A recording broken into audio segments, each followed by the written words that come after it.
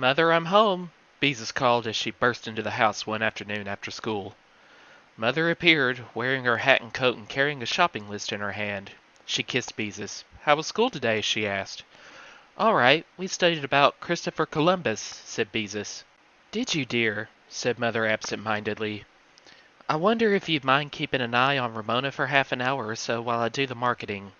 She was up so late last night I let her have a long nap this afternoon, and I wasn't able to go out until she woke up." "All right, I'll look after her," agreed Beezus. "I told her she could have 2 marshmallows," said Mother as she left the house. Ramona came out of the kitchen with a marshmallow in each hand. Her nose was covered with white powder. "What's Christopher Columbus?" she asked. "Christopher Columbus," Beezus corrected. "Come here, Ramona, let me wipe off your nose." "No," said Ramona, backing away. "I just powdered it." Closing her eyes, Ramona pounded one of the marshmallows against her nose. Powdered sugar flew all over her face. "These are my powder puffs," she explained. Beezus started to tell Ramona not to be silly. She'd get all sticky, but then decided it would be useless. Ramona never minded being sticky. Instead, she said, "Christopher Columbus is the man who discovered America. He was trying to prove that the world is round." "Is it?" Ramona sounded puzzled. She beat the other marshmallow against her chin. "Why, Ramona, don't you know the world is round?" Beezus asked. Ramona shook her head and patted her forehead with a marshmallow. "Well, the world is round just like an orange," Beezus told her. "If you could start out and travel in a perfectly straight line, you would come right back to where you started from." "I would?" Ramona looked as if she didn't understand this at all. She also looked as if she didn't care much, because she went right on powdering her face with the marshmallows. "Oh well," thought Beezus, "there's no use trying to explain it to her." She went into the bedroom to change from her school clothes into her play clothes. As usual, she found Ramona's doll, Bendix, lying on her bed, and with a feeling of annoyance she tossed it across the room to Ramona's bed. When she had changed her clothes, she went into the kitchen, ate some graham crackers and peanut butter, and helped herself to 2 marshmallows. If Ramona could have 2, it was only fair that she should have 2 also. After eating the marshmallows and licking the powdered sugar from her fingers, Beezus decided that reading about Big Steve would be the easiest way to keep Ramona from thinking up some mischief to get into while Mother was away. "Come here, Ramona," she said as she went into the living room. "I'll read to you." There was no answer. Ramona was not there. "That's funny," thought Beezus, and went into the bedroom. The room was empty. "I wonder where she can be," said Beezus to herself. She looked in Mother and Father's room. No one was there. "Ramona!" she called. No answer. "Ramona, where are you?" Still no answer. Beezus was worried. She did not think Ramona had left the house because she had not heard any doors open or close. Still, with Ramona, you never knew. Maybe she was hiding. Beezus looked under the beds. No Ramona. She looked in the bedroom closets, the hall closet, the linen closet, even the broom closet. Still no Ramona. She ran upstairs to the attic and looked behind the trunks. Then she ran downstairs to the basement. "Ramona!" she called anxiously as she peered around in the dim light. The basement was an eerie place with its gray cement walls and the grotesque white arms of the furnace reaching out in all directions. Except for a faint sound from the pilot light, everything was silent. Suddenly the furnace lit itself with such a whoosh that Beezus, her heart pounding, turned and ran up the stairs. Even though she knew it was only the furnace, she could not help being frightened. The house seemed so empty when no one answered her calls. Uneasily, Beezus sat down in the living room to try to think while she listened to the silence. She must not get panicky. Ramona couldn't be far away. And if she didn't turn up soon, she would telephone the police, the way Mother did the one time Ramona got lost because she started out to find the pot of gold at the end of the rainbow. Thinking of the rainbow reminded Beezus of her attempt to explain to Ramona that the world is round like an orange. Ramona hadn't looked as if she understood, but sometimes it was hard to tell about Ramona. Maybe she just understood the part about coming back to where she started from. If Ramona set out to walk to the end of the rainbow, she could easily decide to try walking around the world. That was exactly what she must have done. The idea frightened Beezus. How would she ever find Ramona? And what would Mother say when she came home and found Ramona gone? To think of Ramona walking in a straight line, hoping to go straight around the world and come back to where she started from? Trying to cross busy streets alone, honked at by trucks, barked at by strange dogs, tired, hungry? But I can't just sit here, thought Beezus. I've got to do something. I'll run out and look up and down the street. She can't have gone far. At that moment, Beezus heard a noise. She thought it came from the basement, but she was not certain. Tiptoeing to the cold air intake in the hall, she bent over and listened. Sure enough, a noise so faint she could scarcely hear it came up through the furnace pipe. So the house wasn't empty after all. Just wait until she got a hold of Ramona. Beezus snapped on the basement light and ran down the steps. Ramona, come out, she ordered. I know you're here. The only answer was a chomping sound from the corner of the basement. Beezus ran around the furnace, and there, in the dimly lit corner, sat Ramona, eating an apple. Beezus was so relieved to see Ramona safe, and at the same time so angry with her for hiding, that she couldn't say anything. She just stood there, filled with the exasperated, mixed-up feeling that Ramona so often gave her. "Hello," said Ramona through a bite of apple. "Ramona Geraldine Quimby!" exclaimed Beezus when she had found her voice. "What do you think you're doing?" "Playing hide-and-seek," answered Ramona. "Well, I'm not," snapped Beezus. "It takes two to play hide-and-seek." "You found me," Ramona pointed out. "Oh." Once again, Beezus couldn't find any words. To think she had worried so when all the time Ramona was sitting in the basement listening to her call, and eating an apple, too. As she stood in front of Ramona, Beezus' eyes began to grow accustomed to the dim light, and she realized what Ramona was doing. She stared, horrified at what she saw. As if hiding were not enough, what would Mother say when she came home and found what Ramona had been up to all this time? Ramona was sitting on the floor beside a box of apples. Lying around her on the cement floor were a number of apples, each with one bite out of it. While Beezus stared, Ramona reached into the box, selected an apple, took one big bite out of the reddest part, and tossed the rest of the apple onto the floor. While she noisily chewed that bite, she reached into the apple box again. "Ramona!" cried Beezus, horrified. "You can't do that!" "I can too," said Ramona through her mouth full. "Stop it," ordered Beezus. "Stop it this instant. You can't just eat one bite and then throw the rest away." "But the first bite tastes best," explained Ramona reasonably as she reached into the box again. Beezus had to admit that Ramona was right. The first bite of an apple always did taste best.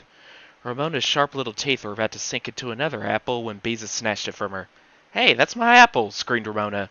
"It is not," said Beezus angrily, stamping her foot. "One apple is all you're supposed to have. Just wait till Mother finds out." Ramona stopped screaming immediately and watched Beezus. Then, seeing how angry Beezus was, she smiled and offered her an apple. "I want to share the apples," she said sweetly. "Oh, no you don't," said Beezus, "and don't try to work that sharing business on me." That was one of the difficult things about Ramona. When she had done something wrong, she often tried to get out of it by offering to share something. She heard a lot about sharing at nursery school.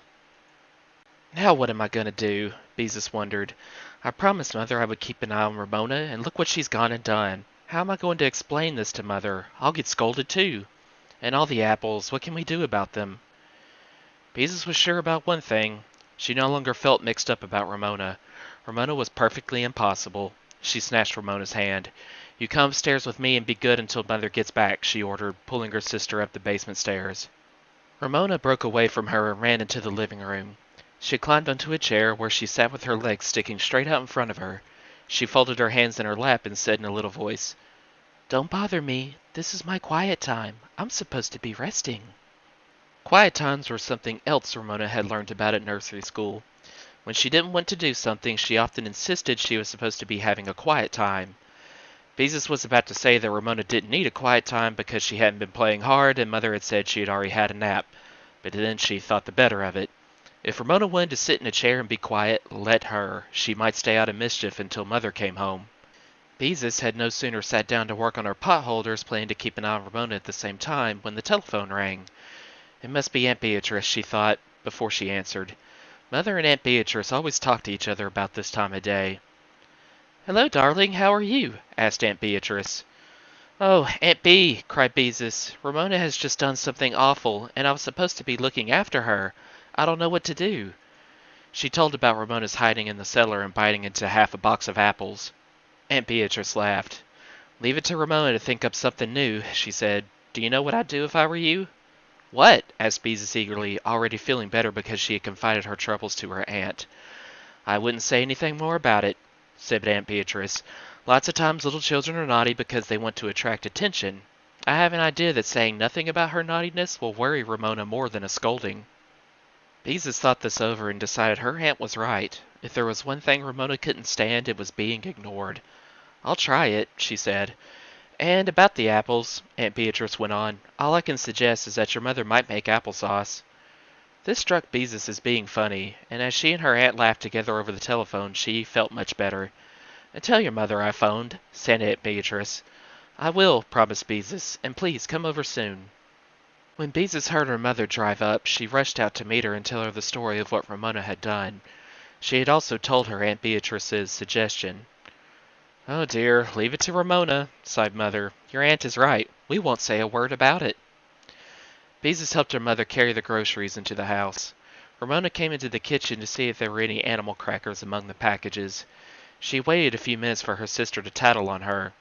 Then, when Beezus did not say anything, she announced, "I was bad this afternoon." She sounded pleased with herself. "Were you?" remarked Mother calmly.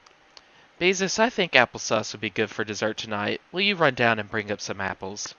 When Ramona looked disappointed at having failed to arouse any interest, Beezus and her mother exchanged smiles. "I want to help," said Ramona, rather than be left out. Beezus and Ramona made 4 trips to the basement to bring up all the bitten apples. Mother said nothing about their appearance, but spent the rest of the afternoon peeling and cooking apples. After she had finished, she filled her 2 largest mixing bowls, a casserole, and the bowl of her electric mixer with applesauce.